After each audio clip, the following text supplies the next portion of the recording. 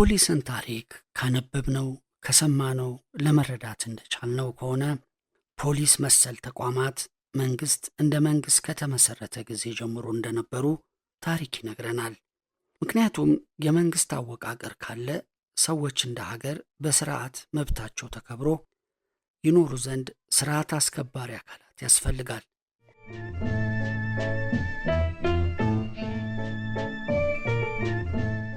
እነዚህ አካላት በሕግ አግባብ ኃይልን የሚጠቀሙ ሲሆኑ በመንግስት እየታዘዙ አገልግሎት የሚሰጡ ናቸው።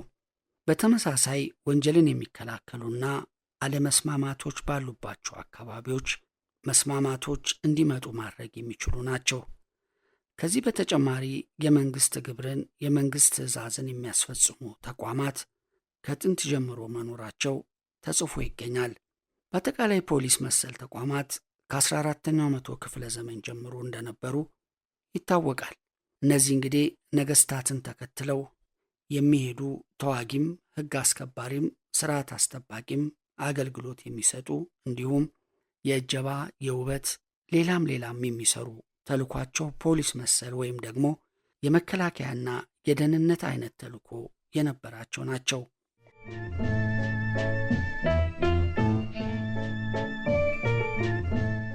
ወደ ዘመናዊ ኢትዮጵያ ስንመጣ ዘመናዊ ኢትዮጵያን በመገንባት ሂደት ውስጥ ብዙዎች በተለይም በዚህ ዘመን የምናውቃቸው መንግስታዊ አወቃቀሮች የተፈጠሩት በአፄ ምኒልክ ዘመን በ18 መጨረሻዎቹ ማለትም በ1890 ዓ.ም ገደማ ነበር። ሂደቱ ከ1900 እስከ 1910 እና 20 ዓመተ ምህረት ይቀጥል እንጂ በትክክል ዘመናዊ ፖሊስ በአዋጅ የተቋቋመው በ1901 ዓመተ ምህረት ነበር። በወቅቱ የንጉሱ የጦር አዛዦች ሰፈር መስርተው ተንቀሳቃሽ የነበሩበት ሁኔታ እየተቀየረ ከተማ ወደ መመስረት ሄዱ። አዲስ አበባንም መሰረቱ። ከዛ የከተማ ህይወት ከተጀመረ በኋላ ሌብነት፣ ድብድብ፣ ጥቃት፣ ዝርፊያና የተለያዩ ነገሮች ከተማ ውስጥ መታየት ሲጀምሩ ያኔ ነው ፖሊስ እየጎላ መጥቶ በ1901 ዓመተ ምህረት እውን ሊሆን የቻለው።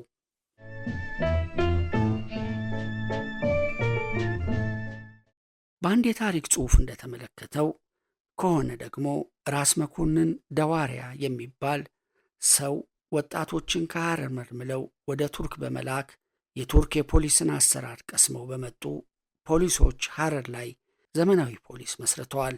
በኋላም አፄ ምኒልክ ሐረር ላይ ከተመሰረተው የደዋሪያ ፖሊስ ንቁ የሆኑትን መኮንኖች መርጠው በማስመጣት አዲስ አበባ ላይ የአራዳ ዘበኛን ለማቋቋም የመጀመሪያውን እርምጃ ወስደዋል። በዚህ መልክ ከተጀመረ በኋላ እስከ ጣሊያን ወረራ ድረስ ከዘመኑ ጋር የሚመሳሰል ሀገራዊና ባህላዊ ይዘት ያለው ከውጭ ብዙም ተጽዕኖ ያልነበረው ሆኖ ቆይቷል። በኋላም በ5 ዓመት የጣሊያን ወረራ ወቅት ፖሊሲያ ኮሎኒያሊ የሚባል ፖሊስ ተመስርቷል። ይህም በጣሊያኖች የበላይነት የሚመራ ሲሆን ሀበሾችንም መልምለው በማካተት እንደ ፖሊስ ይጠቀሙባቸው ነበር። የጣሊያን ወረራን አሸንፈን የራሳችንን መንግስት እንዳቋቋምም የመጀመሪያው ዘመናዊ ፖሊስ በ1934 ዓ.ም መቋቋም ቻለ። ንጉሱ በ5 ዓመት የጣሊያን ወረራ ወቅት ኤሮፕ እንደመኖራቸው የኤሮፕን ዘመናዊነት፣ ዘመናዊ የህግ ማስከበር ስርዓት፣ ዘመናዊ የመንግስት ስርዓት፣ ዘመናዊ አስተዳደር ስርዓትና ሌሎችንም በቆይታቸው ሲያዩት በነበረውና ቀስመው በመጡት ልምድ ተንተርሰው ነው ፖሊስን በዘመናዊ አድርገው በአዋጅ ሊቋቋም የቻሉት። ይህ ዘመናዊ ፖሊስ ሲቋቋም በበላይነት እንዲመሩት ያደረጉትም የእንግሊዝ ፖሊስ መኮንኖች ናቸው። ዋና ኮሚሽነርም ሆነ የጠቅላይ ግዛቶች አመራር ከእንግሊዝ የመጡ መኮንኖች ነበሩ። ንጉሱ ይህን ማድረጋቸው እንደ እንግሊዝ ያለ ዘመናዊ ፖሊስ በሀገራችን እንዲኖር ካላቸው በጎ ፍላጎት ነበር ለማለት ይቻላል።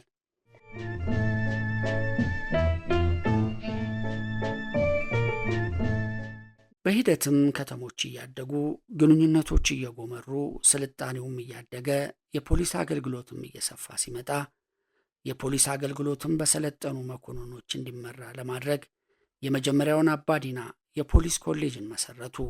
ከስዊድን ሀገር የፖሊስ መኮንኖች፣ አሰልጣኞች፣ መምህሮች አምጥተው በበላይነት እንዲመራ አደረጉ። ይህ የንጉሡ ብልጠት የተሞላበት አካሄድ ነበር። አባዲናም የፖሊስ ካዴቶችን፣ የፖሊስ መኮንኖችን መቀበልና ማሰልጠን ጀመረ። ከስዊድንና ከእንግሊዝ በሚገኝ ልምድና ስልጠናም ፖሊስ እየተጠናከረ መጣ። ይህ ከሆነ ከተወሰነ ዓመታት በኋላ ጠንካራ የኢትዮጵያ ፖሊስ መኮንኖች እያደጉ ሲመጡ የፖሊስ ኮሚሽነሩም በኢትዮጵያ ጀነራል እንዲተካ ሆነ። የአባዲና የፖሊስ ኮሌጅ አመራርና አሰልጣኝም በኢትዮጵያን አሰልጣኞች ተተካ። የትምህርት ስልጠናውም የፖሊስ አገልግሎት ስርዓቱም እያደገ መጣ። ከየዘመናቱ ጋርም እየተጠናከረም እያደገም ዘለቀ። ይህ በቀዳማዊ ኃይለ ሥላሴ ጊዜ የነበረው ስርዓት ለንጉሥና ለዘውዱ ታማኝ ሆኖ ግን ደግሞ የተቀመጠውን ሕግ የማስከበር ተግባሩን በኃላፊነት ይወጣ ነበር።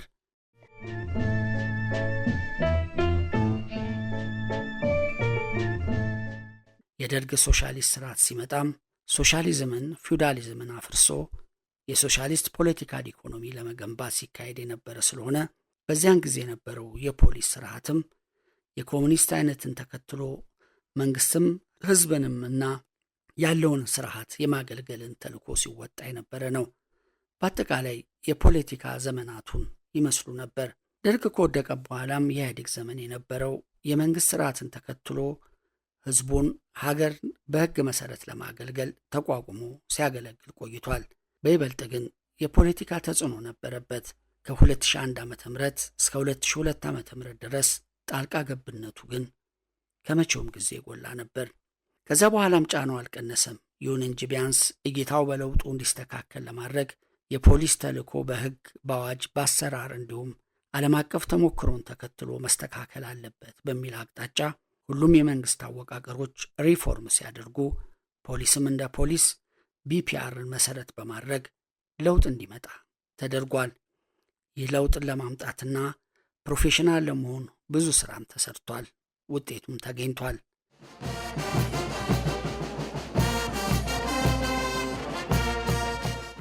የሰራዊቱ ልሳን ስለሆነው ስለ ፖሊስና እርምጃው ጋዜጣ አመሰራረት ሲነሳ በርካታ ሰዎች በዚህ ጋዜጣ ምስረታ ላይ የጎላ ሚናና ተሳትፎ አድርገዋል።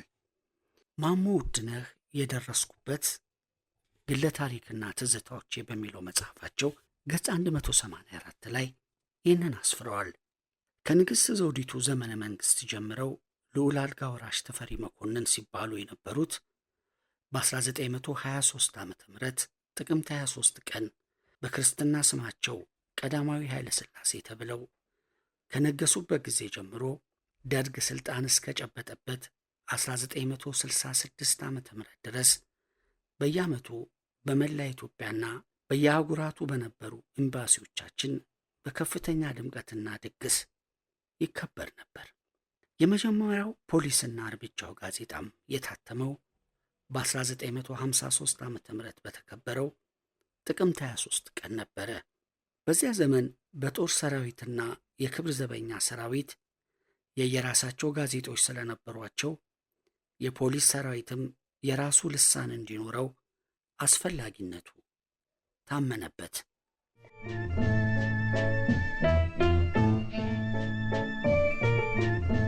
ለዚህ ጋዜጣ መመስረት የጎላ ስም ካላቸው የሰራዊቱ መሪዎች መካከል ጀነራል ጽጌ ዲቡ ይገኙበታል። ጀነራል ጽጌ ዲቡ በ1953 ዓ.ም ከተገደሉ መኮንኖች አንዱ ናቸው። ጀነራል ጽጌ የፖሊስ ሰራዊት አዛዥ ሆነው ከመሾማቸው በፊት የ3ኛ እግረኛ ክፍለ ጦር አዛዥ ነበሩ።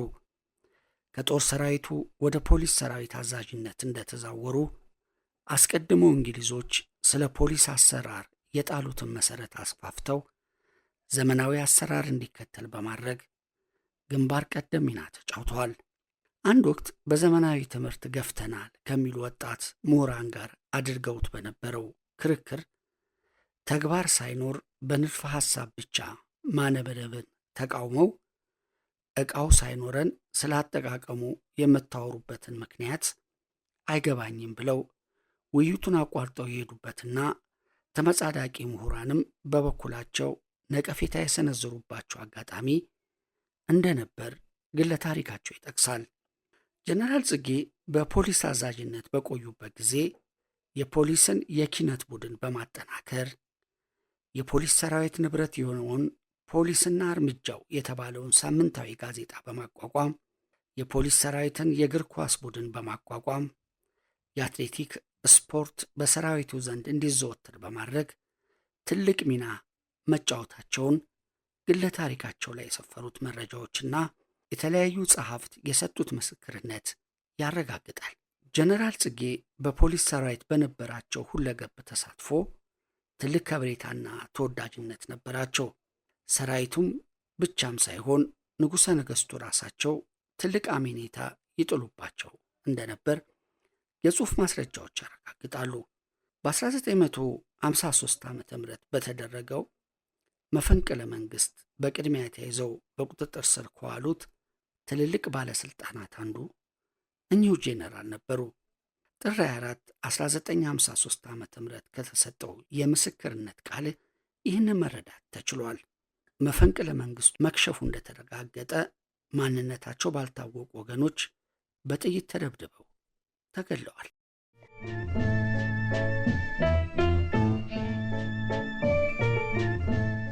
የጋዜጣው የመጀመሪያ ገጽ እንዲህ ይመስል ነበር ይላሉ ደራሲና ተርጓሚ ማሞ ውድነህ በግለ ታሪክ መጽሐፋቸው ላይ።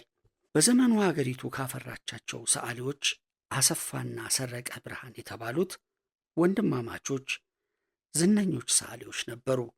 ግርማዊ ንጉሠ ነገሥትም ወደ ሥራ ቦታቸው ወይም ስቱዲዮአቸው እየሄዱ ሲጎበኙላቸውና በትዕዛዝም አንዳንድ ስዕሎች ሲያሰሯቸው ነበር።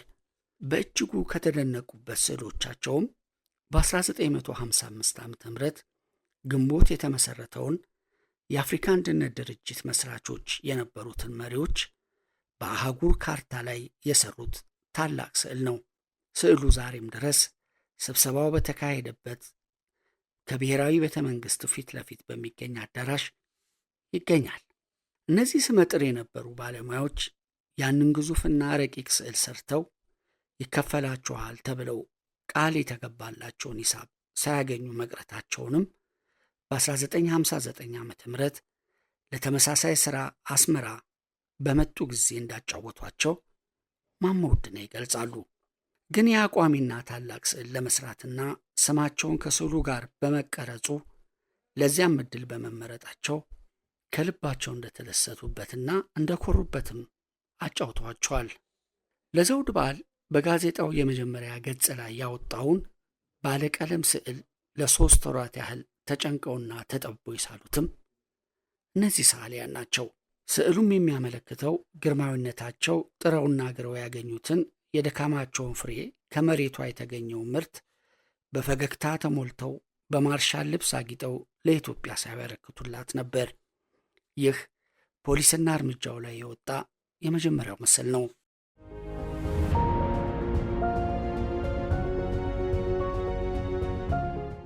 በፖሊስና እርምጃው የመጀመሪያ እትም ላይ የወጣው ምስል ከመታተሙ በፊት ገና በመሰራት ላይ ሳለ ጀነራል ጽጌና ከፍተኛ መኮንኖች ወደ ሰዓሊዎቹ ቢሮ ሄደው ተመልክተውትና ተስማምተውበትም ስለነበር በንጉሠ ነገሥቱ በመሳፍንቱና በመኳንንቱም ዘንድ ሞገስ አግኝቷል። ጋዜጣው በዚያን ጊዜ በየ15 ቀን እንዲታተም ሆኖ እያደር በየሳምንቱ እንዲታተም ተስማምቶ ስምምነት ተደርጎ ህትመት የጀመረው ፖሊስና እርምጃው በደርግ ዘመን አብዮታዊ በኋላም ህዝባዊ የተባለ ስም ከመለዋወጥ በቀር ወደ ሳምንታዊነት አልተዛወረም። በጋዜጣው ሁለተኛ ገጽ ላይም የጋዜጣው እድገት የበላይ ጠባቂዎችና ሰራተኞች በሚል ርዕስ ብርጋዴር ጀነራል ጽጌ ዲቡ የፖሊስ ሰራዊት ጠቅላይ አዛዥ፣ ኮሎኔል ግርማ ዮሐንስ፣ ሌተና ኮሎኔል መርሻ ኃይሌ፣ ሻለቃ ይርዳው ልብ አርጌ፣ ሻምበል ገድሉ ኃይሉ፣ መቶ አለቃ ያዕቆብ ገብረ እግዚአብሔር የጋዜጣው አዘጋጅ፣ አቶ ማሞ ውድነህ የጋዜጣው አዘጋጅ ስም ሰፍሯል።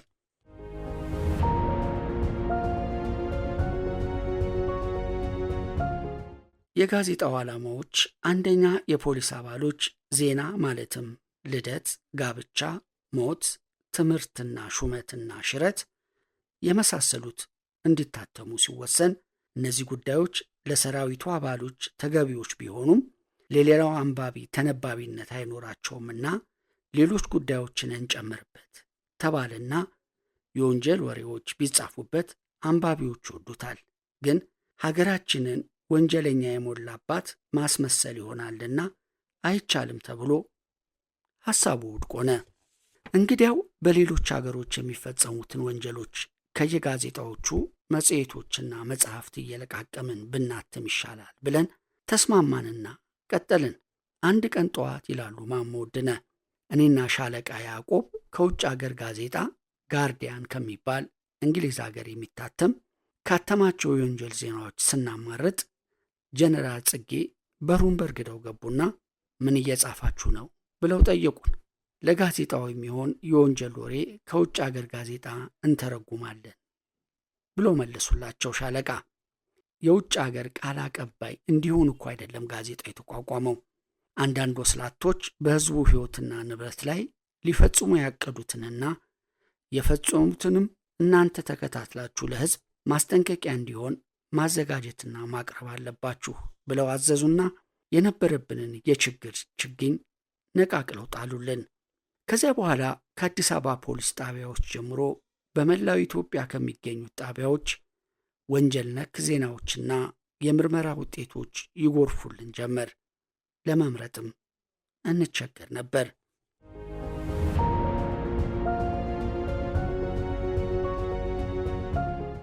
ጋዜጣው እንደታተመ ለሕዝብ ለመሸጥ ተጀምሮ ነበርና ፖሊስ ለሕዝብ ጋዜጣ ይሸጣሉ የሚል ጥያቄ ያስነሳና ብርቱ ውዝግብ ፈጠረ። ከፍተኞቹ ሹማምንትም ውዝግብ ጀመሩበት። ታዲያ አንድ ባለስልጣን የፖሊስ ጋዜጣ በሕዝብ ዘንድ ተፈላጊነት በማግኘቱ በማስታወቂያ ሚኒስቴር ውስጥ የሚታተሙትን አዲስ ዘመን፣ ሰንደቅ ዓላማችንንና የዛሬቱ ኢትዮጵያ ተፈላጊነት ቀንሷልና ለሰራዊቱና ለደንበኞች ብቻ ይታደል እንጂ ለገበያ መቅረብ የለበትም ብለው አስደነገጡን።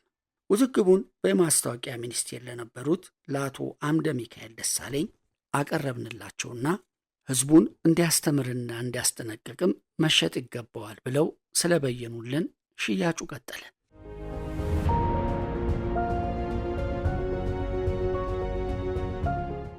የጠቅላይ ግዛት ፖሊስ አዛዦች ለስብሰባ መጥተው ስለነበር ጋዜጣው ታደላቸውና ከሰራዊቱ ጋር አስተዋወቁት። ጀነራል ጽጌም ለሰራዊቱ እየታደለ ሂሳቡ ከደሞዝ ላይ እየተቀነሰ ገቢ እንዲሆን ብለው ሲወስኑ አንድ ኮሎኔል ቀበል አድርገው የማያነበውን ያልተማረውን እንዴት አባል አድርገን ደሞዙን እንቆርጣለን ብለው ይጠይቃሉ። ጠቅላይ አዛዡም ቢፈልግ ልጁን ቢፈልግ ነፍስ አባቱን ያስነብብ፣ የእናንተ ተግባር ጋዜጣውን ማደል ብቻ ነው ብለው ቁርጥ ያለ ትእዛዝ ሰጡ ይላሉ የጋዜጣው አዘጋጅ የነበሩት ማሞ ውድነህ በግለ ታሪክ መጽሐፋቸው።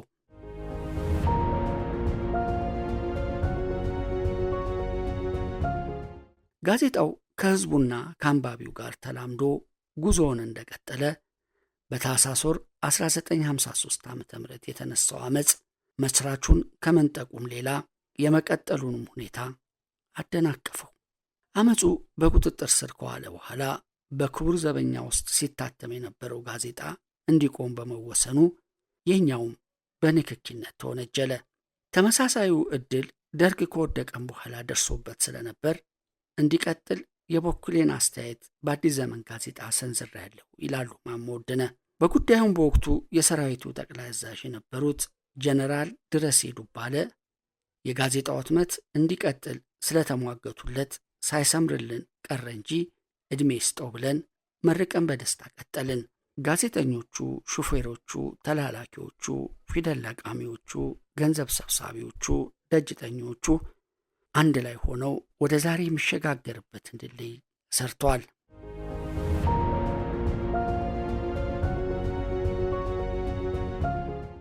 በ1948 ዓ.ም መጽሐፍ የጀመሩት ደራሲና ጋዜጠኛ ማሞ ውድነህ የመጀመሪያ ጽሑፋቸው ባለ 160 ገጽ የሆነውና በቲያትር የተተወነው የሴትዮዋን ፈተና አለፈ በደና የሚለው ነበር። በውጭ ቋንቋ የተጻፉት ታሪኮች ወደ አማርኛ በመመለስና በመድረስ 53 መጽሐፍትን ለሕዝብ አቅርበዋል።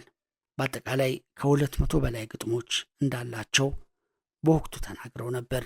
አንዳንድ ግጥሞቻቸው ቀደም ሲል አዲስ አበባና አስመራ በታተሙ ጋዜጦች መውጣታቸውን፣ ሌሎች ደግሞ እንዳይታተሙ ሳንሱር ከልክሏቸውና ቆራርጧቸው የቀሩ እንደነበሩ በግለ ታሪክ መጽሐፋቸው አስፍረዋል። በ1960 ዓ ም ብዕር እንደዋዛ በሚል ርዕስ ባሳተሙት መጽሐፍ ግጥሞቻቸው ለሕዝብ ያልቀረቡ ሲሆን ግጥሞቻቸው የበርካታ ወጣቶች ታሪካዊነትንና መንፈሳዊነትን እንደቀሰሙበት እምነታቸው መሆኑን አበክረው ይገልጻሉ። በአብዛኛው በስለላና በወንጀል የሚያጠነጥኑ የትርጉም ሥራዎቻቸውና ድርሰቶቻቸው የሚታወቁት ደራሲ ማሞ ውድነህ በሥራዎቻቸው ሕዝባዊነትና ባህል አክባሪነታቸው ይጠቀሳል። በፖሊስና እርምጃው ሥራ ሀ ብሎ የተጀመረው የሥነ ጽሑፍ ሥራቸው የጋዜጣው መስራችና ዋና አዘጋጅ ከመሆናቸውን ባሻገር ከዚህ ጅምር በመነሳት በርካታ መጽሐፍቶችን ተርጉመዋል፣ ጽፈዋል። ከአፄ ኃይለሥላሴ ዘመነ መንግሥት ጀምሮ በተለይ በማስታወቂያ ሚኒስቴር በአስመራም ጭምር ለረዥም ጊዜ ሰርተዋል።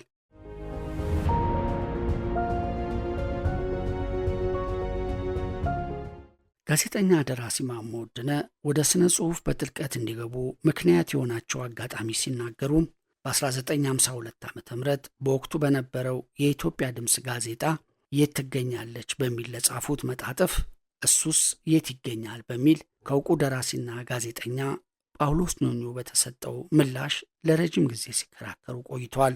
በወንዶችና በሴቶች መካከል ያለው የወግ ልዩነትን አስመልክቶ የተደረገ ሙግትም ነበር።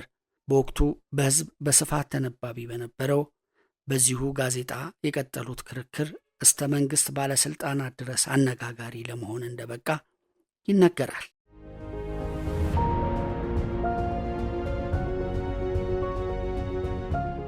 የባህል ተቆርቋሪነታቸውን ከሚያሳዩ ገጠመኞች አንዱ ደራሲው አንድ ቀን ለፕሬዚዳንት መንግሥቱ ኃይለማርያም በየካቲት መጽሔት የሀገራችን የባህል ልብስ ለብሰው ቢታዩስ በሚል ባቀረቡት ጥያቄ የመጽሔቱ ዋና አዘጋጅ ማዕረጉ በዛብህ 150 ብር እንዳስቀጣቸው ይናገራሉ።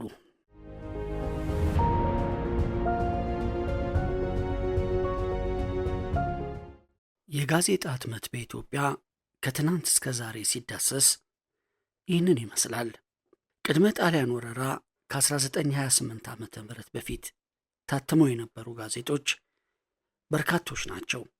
በ1883 ዓ ም ገደማ ላሰሜንዲ ኢትዮጵ ሐረር ላይ በፈረንሳይኛ የታተመ፣ በ1894 ዓ ም የብላታ ገብረ እግዚአብሔር ባለ 60 ቅጂ በእጅ እየተጻፈ የሚወጣው ሳምንታዊ ጋዜጣ፣ በ1898 ዓ ም ለሰመር ዲ ኢትዮጵ ፈረንሳይኛ፣ በ1900 ዓ ም አእምሮ፣ ከ1905 ዓ ም እስከ 1908 ዓ ም መልእክተ ሰላም በሱዲን ሚስዮኖች በትግረኛ ይታተም የነበረ፣ ሐምሌ 17 ቀን 1920 ዓ ም ጎሃ ጽባሃ ጋዜጣ፣ በ1913 እንደ ኤሮፓውያን አቆጣጠር በፈረንሳዩ ሊዮፓርድ ፖላርት የተቋቋመው ለኩየር ዲኢትዮጵ የተባለው ሳምንታዊ ፈረንሳይኛ ጋዜጣ ከ1916 እስከ 1918 ድረስ የጦር ወሬ የተሰኘ የአማርኛ ጋዜጣ፣ በ1913 ዓ ም በኦስትሪያ ቆንስል በሦስት ቋንቋ ጀርመንኛ፣ ፈረንሳይኛና እንግሊዘኛ ይታተም የነበረው ኮረስፖንዳንስ ኢትዮጵያ የመጀመሪያዎቹ 2 እትሞች በፓሪስ በቪየና ከታተሙ በኋላ የተቀሩ 8 እትሞች በአዲስ አበባ ታትመዋል።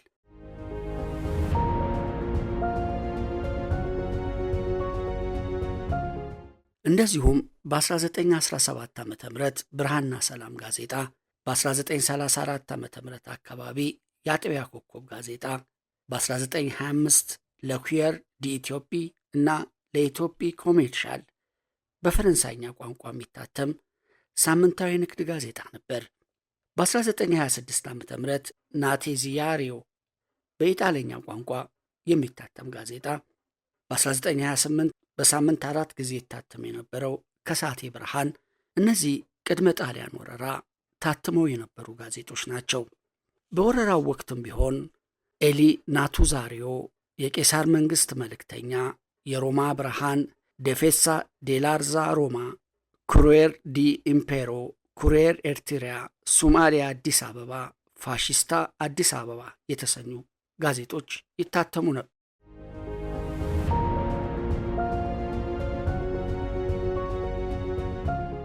ባንዲራችን የተሰኘ ጋዜጣም በ1933 ዓ ም በሱዳን ካርቱም እየታተመ በዱር በገደል ላሉ የኢትዮጵያ አርበኞችና ሌሎች ኢትዮጵያውያን በአህያ በፈረስና በሰው እየተጫነ ይበተን የነበረ ጋዜጣ ነው።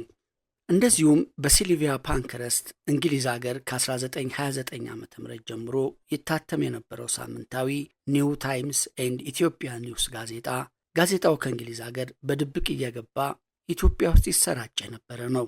ቮይስ ኦፍ ኢትዮጵያ በዶክተር መላኩ በያን በኒውዮርክ አሜሪካ የሚታተም ፋሽስቶችን ይዋጋ የነበረ ጋዜጣ ነው። ከ1933 ዓ ም እስከ 1967 ዓ ም ይታተሙ የነበሩ ጋዜጦችም ዘኢትዮጵያ፣ ስታር፣ ዴይሊ ኒውስ፣ ሳምንታዊው ሰንደቅ ዓላማችን፣ አዲስ ዘመን ጋዜጣ በ1933 ዓ ም መታተም የጀመረ፣ የእንግሊዝኛው ጋዜጣ ዘኢትዮጵያን ሄራልድ በ1936፣ ታኅሳስ 3 ቀን 1935 ዓ ም የተመሠረተው ሳምንታዊው የዛሬቱ ኢትዮጵያ ጋዜጣ በኢትዮጵያ የጋዜጣ ህትመት ታሪክ የሚጠቀሱ ናቸው።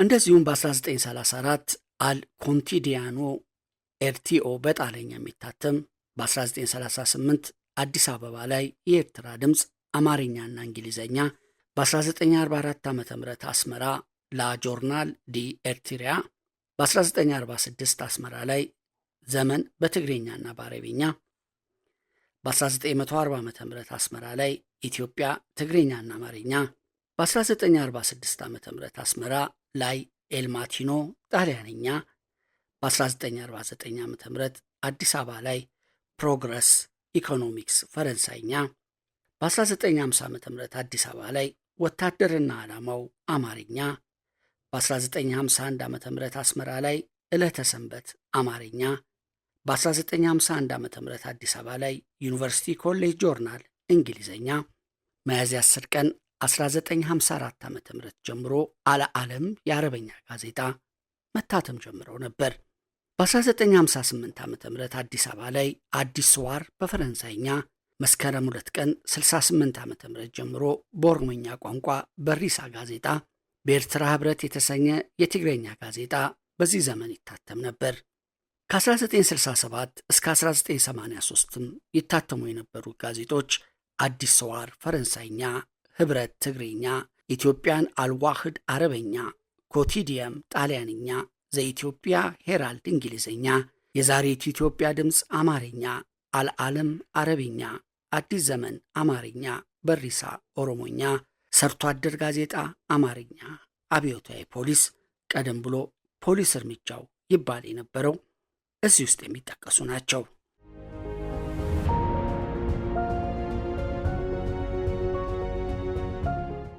ከ1983 ወዲህ ብዙዎቹ ጋዜጦች የሉም በመንግስት ደረጃ የሚታተሙት።